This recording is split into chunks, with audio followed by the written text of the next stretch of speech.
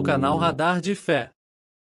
Hoje, vamos explorar um dos capítulos mais emocionantes e significativos do livro de Atos, o capítulo 12.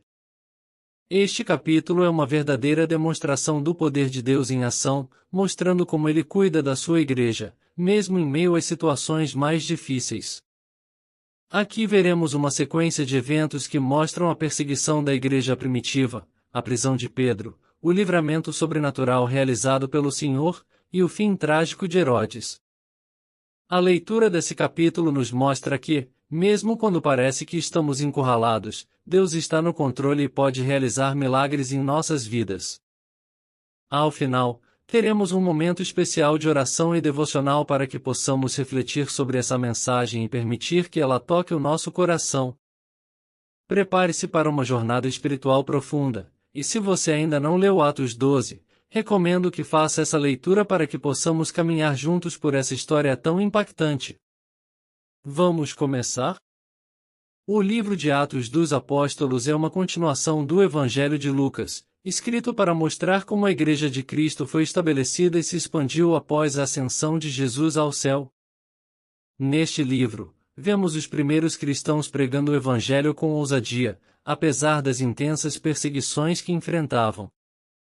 Deus estava realizando grandes milagres e sinais por meio de seus apóstolos, e a igreja crescia rapidamente, tanto em número quanto em influência. Dentro desse contexto, chegamos ao capítulo 12. Aqui, vemos um momento de grande tensão e perseguição. Herodes Agripa, o rei que governava a Judéia naquela época, começou a tomar ações violentas contra os líderes da igreja, tentando impedir o avanço do Evangelho. Este Herodes era neto de Herodes, o Grande, o rei que, décadas antes, ordenou a matança dos meninos em Belém, na tentativa de matar o recém-nascido Jesus. A dinastia dos Herodes era conhecida por sua crueldade e pela tentativa de controlar o povo judeu, mantendo boas relações com o Império Romano. Herodes Agripa ao perceber que sua popularidade crescia entre os judeus sempre que perseguia os cristãos, decidiu intensificar sua violência contra a igreja. O primeiro líder a ser morto foi Tiago, irmão de João, um dos 3 discípulos mais próximos de Jesus. Tiago, que havia sido um pescador antes de seguir Jesus, foi morto pela espada, provavelmente decapitado, sob o comando direto de Herodes.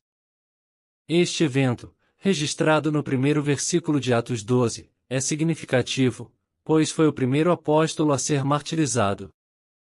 A morte de Tiago trouxe grande tristeza à igreja, mas Herodes, vendo que essa ação agradou aos judeus que se opunham ao cristianismo, resolveu atacar outro líder importante, Pedro, um dos apóstolos mais proeminentes, reconhecido como um dos pilares da igreja. Herodes mandou prender Pedro durante a festa dos pães sem fermento, que acontecia após a Páscoa, e seu objetivo era apresentá-lo ao povo e executá-lo publicamente após a celebração. Pedro foi colocado sob extrema vigilância, com 4 escoltas de 4 soldados cada uma, totalizando 16 soldados. Herodes queria garantir que Pedro não teria qualquer chance de escapar. Esse cenário pode parecer desesperador. A igreja estava perdendo seus líderes, Tiago havia sido morto, e agora Pedro estava preso, com sua execução marcada para breve. Mas é aqui que começamos a ver o poder de Deus em ação de maneira sobrenatural. Enquanto Pedro estava preso, aguardando seu julgamento e possível execução, a igreja não se deixou abater pela desesperança. Em vez disso, eles se uniram em oração incessante a favor de Pedro. A oração da igreja é um elemento fundamental neste capítulo e serve como um grande exemplo para nós. Quando nos deparamos com situações que estão além do nosso controle, a oração é o que nos conecta com o poder de Deus, capaz de realizar o impossível. A oração não foi uma tentativa final de recurso, mas a arma principal da igreja. Eles não podiam invadir a prisão e resgatar Pedro, não tinham poder político ou militar para negociar sua libertação.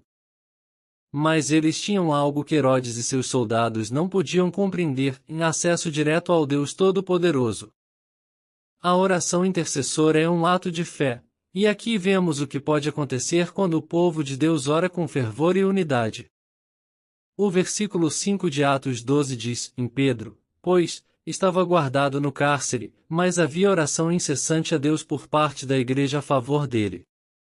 Esta oração incessante mostra a dedicação dos cristãos em buscar a intervenção divina. E esse é um dos primeiros pontos que podemos aplicar em nossas vidas. Quando enfrentamos problemas que parecem não ter solução, devemos nos lembrar de que a oração é nossa maior arma.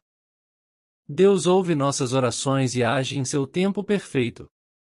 A situação parecia sombria para Pedro, mas a oração da igreja estava preparando o terreno para um milagre. Às vezes, nos encontramos em situações que parecem sem saída, como se estivéssemos aprisionados por problemas, ansiedades ou dificuldades. Mas, assim como a igreja orou por Pedro, nós também podemos orar uns pelos outros, confiando que Deus pode agir de maneiras que estão além do nosso entendimento. Agora chegamos ao ponto central do capítulo, o livramento sobrenatural de Pedro.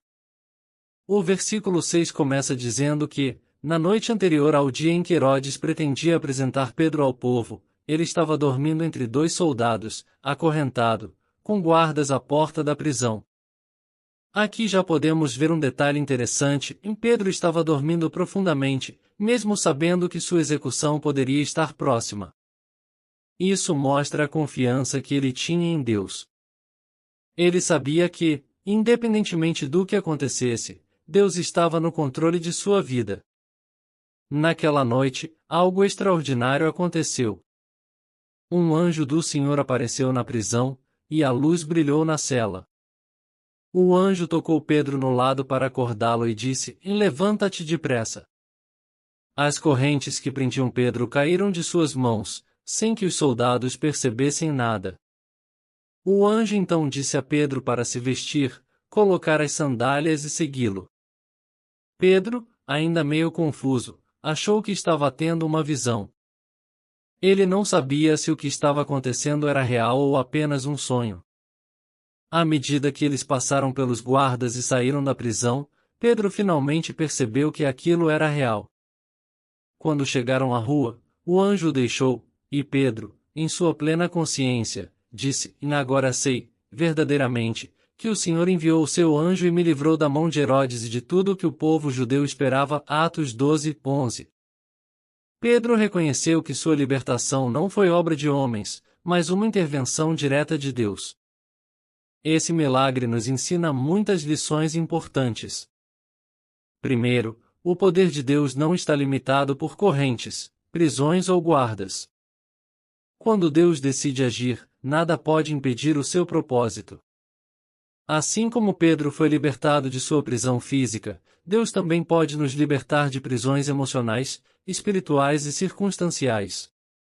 Não importa o quão impossível a situação possa parecer, Deus é poderoso para nos livrar. Além disso, vemos a importância de estarmos atentos à ação de Deus em nossas vidas. Muitas vezes, Deus está realizando milagres ao nosso redor, mas podemos estar tão distraídos ou desanimados que não percebemos. Pedro achou que estava sonhando, mas Deus estava realmente agindo. Será que em nossas vidas, às vezes, também deixamos de perceber as mãos de Deus em ação? Após ser libertado, Pedro foi imediatamente para a casa de Maria, mãe de João, também chamado Marcos, onde muitos crentes estavam reunidos em oração.